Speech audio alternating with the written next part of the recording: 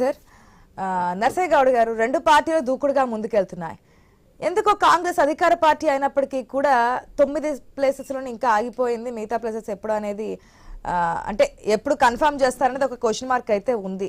ఇంతకుముందు రామ్మోహన్ రావు గారు చెప్పిన విధంగా అభ్యర్థులను అనౌన్స్ చేస్తానే కదా వీరిద్దరితో పాటు ప్రచారంలో ముందుకు వెళ్తారు. 2 సార్లు తిరిగేది ఇంకొకసారి తిరగడానికి అవకాశం ఉంటుంది. ప్రజలతో ఉన్నామని నమ్మకం కల్పించడానికి అవకాశం ఉంటుంది. అదొకటి.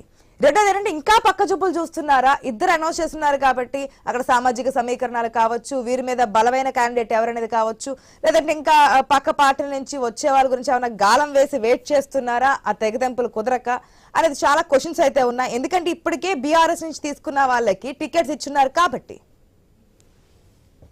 మేడం, ముందుగా మీకు ప్యానెల్లో ఉన్న పెద్దలకు వ్యూవర్స్ నమస్కారం. ముఖ్యంగా ఈ పార్లమెంట్ ఎన్నికలలో ఒక 2 విషయాలు స్పష్టంగా చెప్పుకోవాలి. నంబర్ 1 ఏంటంటే బీఆర్ఎస్ పార్టీ అనేది ఫీల్డ్ లో లేదు, ఎందుకంటే ఒక సీటు కూడా రాదు కాబట్టి దాంట్లో పెద్దగా ఆలోచించాల్సిన అవసరం లేదు. ఇక రెండో విషయం ఏంటంటే బీజేపీకి కూడా అసలే నూకలు లేవు. కాకపోతే అక్కడ మోడీ ఉన్నాడు, అక్కడ అధికారంలో సెంట్రల్ లో ఉన్నది కాబట్టి మేము కూడా ఉన్నాము అని ముందుకు వస్తున్నారు, అంతవరకే. అంతే తప్ప ఈసారి వాళ్ళు 17 మందిని ముందుగా ప్రకటించారా తర్వాత ప్రకటించారా అనేది సమస్యనే కాదు. ఎప్పుడైనా ప్రకటిస్తూనే ఉంటారు, ఓడిపోతూనే ఉంటారు. వాళ్ళకి అలవాటే. తెలంగాణలో భారతీయ జనతా పార్టీ ఓడిపోవడం అనేది వాళ్ళకి బాగా అలవాటు అయిపోయింది. ఏదైనా మాట్లాడేటప్పుడు మనం క్లియర్ గా మాట్లాడుకోవాలి. గతంలో లోక్సభ స్థానాల్లో కాంగ్రెస్ కి ఎన్ని స్థానాలు వచ్చాయి, బీజేపీకి ఎన్ని స్థానాలు వచ్చాయి?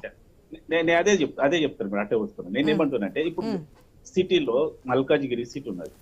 మల్కాజ్గిరి సిటీలో ఈటల రాజేందర్ గారిని తెచ్చి పెట్టడం అంటే బలి పెట్టడమే వాస్తవంగా. ఎందుకంటే ఈటల రాజేందర్ గారిని పార్టీలో గాని ప్రభుత్వంలో గాని ఏ రకంగా కూడా ఆయన మనుగడ లేకుండా చేయడానికి మాత్రమే ఆయన తీసుకొచ్చి ఈటల రాజేందర్ని ఇక్కడ పెట్టారు.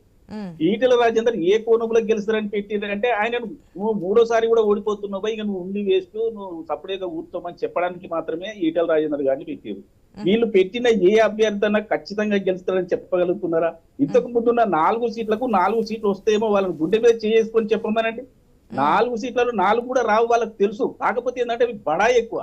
మేము అది ఉంది ఇది ఉంది, మేము 400 సీట్లు గెలుస్తాం, 17కు 17 గెలుస్తాం. ఎట్లా గెలుస్తారండి? మీకు వచ్చిన సీట్లేని, ఎమ్మెల్యే సీట్లేని, అప్పుడు ఓటింగ్ ఎంత వచ్చింది, మీకు ఏ కోణంలో ఊరికొస్తాయి ఓట్లు? మొత్తం 17కు 17 ఎట్లా గెలుస్తారు మీరు? ఫస్ట్ మీరు 4 మీద దృష్టి పెట్టండి. ఆదిలాబాద్ ఉన్న సీటు పాయే, ఇంకా ఎక్కడ వస్తాయి మీకు 4కు 4? కాబట్టి నేను ఏమంటున్నానంటే భారతీయ జనతా పార్టీ గాని బీఆర్ఎస్ గాని వాళ్ళు ఏమనుకుంటున్నారంటే బీఆర్ఎస్ ను తొక్కినాం కాబట్టి బీఆర్ఎస్ కు ఉన్నటువంటి 37% ఓట్లు, మాకున్నటువంటి 14% ఓట్లు కలిపితే 49, 50 సీట్లు 50% వస్తుంది అని కాగితం మీద లెక్కలేసుకొని జబ్బలు జరుపుకుంటున్నారు తప్పితే వాస్తవంగా ప్రజలలోకి వెళ్తే ఎక్కడ కూడా వీళ్ళకు సరి అయిన ఓటింగ్ లేదనేది స్పష్టం.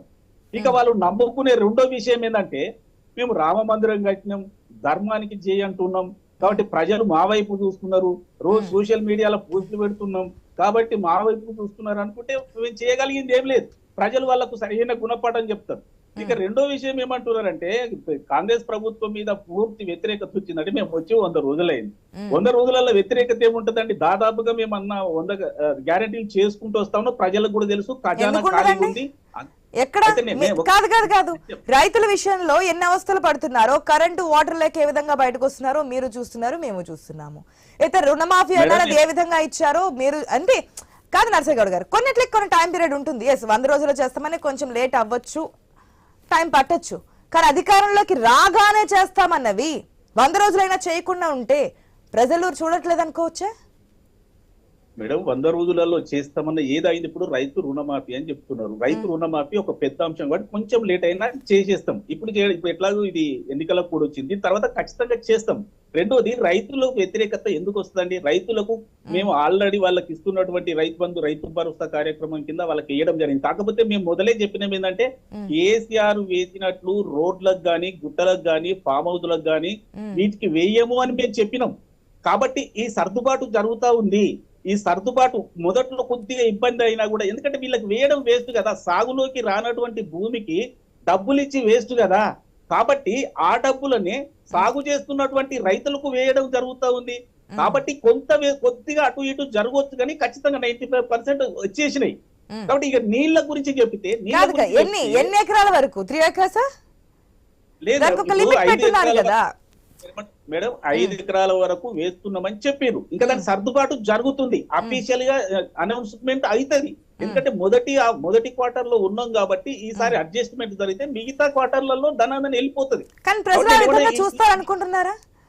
ఏదైతే మనకి ఈ రోజు వస్తుంది అనుకున్నటువంటి డబ్బులు మనం పంటేసి అయిపోయిన తర్వాత ఎలక్షన్ కోడ్ ముందు నుంచి బీఆర్ఎస్ చెప్తూనే ఉంది. ఏదైతే కేవలం ప్రజలను మభ్యపెట్టే తరుణమే చేస్తున్నారు, ఎలక్షన్ కోడ్ వచ్చిందని చెప్పి తప్పించుకునే ప్రయత్నం చేస్తుందని చెప్పి ఫస్ట్ నుంచి బీఆర్ఎస్ అదే స్టాండ్ మీద ఉంది. అది ఇప్పుడు మళ్ళీ మీరు చెప్తున్నారు. మేడం ఎలక్షన్ కోడ్ వచ్చే ముందే ఈ రైతు భరోసా కార్యక్రమం కింద 5 ఎకరాల లోపల ఉన్న వాళ్ళకు అమౌంట్ వేయడం జరిగింది. తర్వాత వీళ్ళు అన్నట్టు రుణమాఫీ వస్తుంది. రుణమాఫీ 2 లక్షల రుణమాఫీ చెప్పినాం, 1 లక్ష కూడా 2 లక్షల రుణమాఫీ చేసినాం. అది ఒకేసారి చేస్తామని చెప్తున్నాం కాబట్టి బ్యాంకర్స్ తోటి మాట్లాడుతూ ఉన్నారు.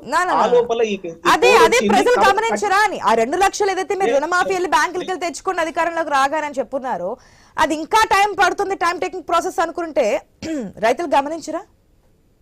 మేడం నేను ఖచ్చితంగా గమనిస్తాను. రెండో విషయం ఏంటంటే ఈ రైతు రుణమాఫీ 2 లక్షలు ఏదైతే చెప్పినామో మేము అధికారంలోకి వచ్చిన డేట్ నుండే అది వర్తిస్తుంది కాబట్టి రైతులు భయపడాల్సిన అవసరం అయితే రైతులకు కూడా తెలుసు.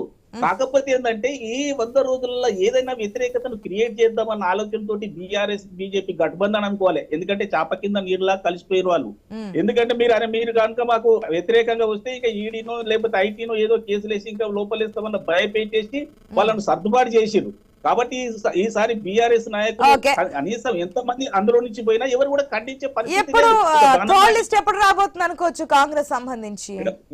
రేపు సిసి సమావేశం జరుగుతా ఉంది. 99% రేపు క్లియర్ అయ్యే అవకాశం ఉంది. మా దగ్గర లేట్ కావడానికి ఏకైక కారణం ఏంటంటే పోటీ ఎక్కువ ఉంది. అధికార పార్టీ కాబట్టి పోటీ ఎక్కువగా ఉంది. మేము గెలవబోతా ఉన్నాం కాబట్టి నాకు సీటు కావాలని చాలా మంది లైన్ లో పోటీ ఎక్కువగా ఉంది అనుకుంటే మీ పార్టీలో పోటీ ఉందంటే పక్క పార్టీ నుంచి తీసుకొచ్చి వచ్చిన వాళ్ళకి ఎందుకు టికెట్స్ ఇస్తున్నారు? మేడం వాళ్ళు వచ్చి ఎక్కడైతే మేము ఖచ్చితంగా గెలవాలి, ఇంకా మా దగ్గర ఉన్న అభ్యర్థి కంటే మంచి అభ్యర్థి అని మేము ఆలోచన చేసాము, తప్పకుండా ఇస్తాం. ప్రతి రాజకీయ పార్టీ ఆలోచన చేస్తుంది. ఇంతకుముందు బీఆర్ఎస్ వాళ్ళు కూడా మొత్తం అన్ని పార్టీల నుంచి తోలుకోరే కదండి వాళ్ళు 88 సీట్లు 100 సీట్లు అని లెక్కలు చెప్పింది. కాబట్టి రాజకీయ పార్టీ ఇతర పార్టీల నుంచి తీసుకోదు అని నేనేం అనట్లేదు. అన్ని పార్టీలు తీసుకుంటూనే కాంగ్రెస్ తీసుకుంది, బీజేపీ తీసుకుంది, బీఆర్ఎస్ కూడా తీసుకుంది. వాళ్ళు ఆర్ఎస్ ప్రవీణ్ కుమార్ ను తీసుకొని టికెట్ ఇవ్వలేదా అండి? బట్ నేను ఏమంటున్నంటే ఎవరికి ఇచ్చారు అనేది విషయం కాదు. ఈ రోజు కాంగ్రెస్ పార్టీ 14-15 సీట్లు గెలవబోతా ఉంది కాబట్టి మాకు టికెట్ కావాలని అందరూ లైన్ లో ఉన్నారు. అదే విధంగా వారి గురించి మేము సమాచారం సేకరించడం కానీ లేకపోతే కులాల సమీకరణ కానీ లేదు అంటే వాళ్లకు ఎంత బలం ఉంది అనేది స్థానికంగా సర్వే చేయడం కానీ ఈ విషయాల మీద వాళ్ళని సర్దుబాటు చేయడానికి కొరకు మాకు కొంచెం టైం పట్టినమాట వాస్తవం.